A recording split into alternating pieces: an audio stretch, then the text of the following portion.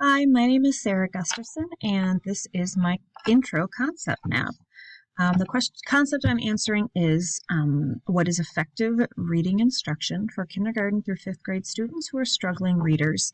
And I chose to focus on the 5 key components of reading instruction.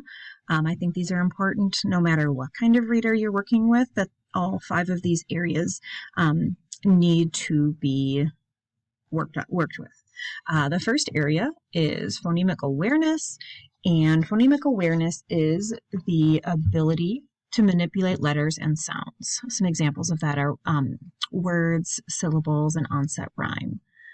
The second area of reading instruction is phonics, and phonics is the relationship between the letters and sounds in spoken language. Some examples would be decoding individual letters, word parts, and multisyllabic words.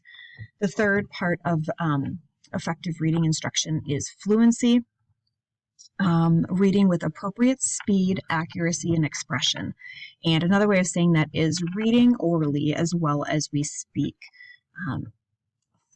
The fourth area of reading instruction that I wanted to focus on is vocabulary.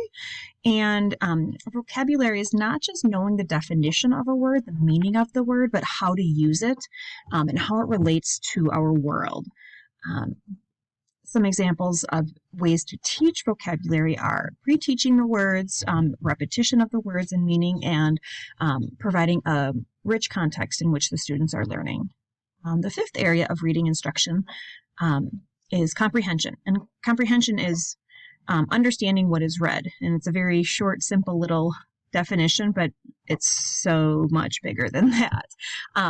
So comprehension is, or ways to teach comprehension are to answer questions, summarizing, predicting, identifying main idea and details, and accessing prior knowledge also helps build better comprehension. Now, these are the 5 key components of a good reading program for any reader, not just struggling readers, but these are the 5 areas that as an interventionist we focus on. Building blocks. These are the building blocks we focus on. So we start with phonemic awareness, and then we move into phonics, and then fluency, check their vocabulary, and then go on to comprehension. So depending on where they need the most help in this ladder of reading instruction, that's where we begin. All right. Guess that's it. Thanks for listening.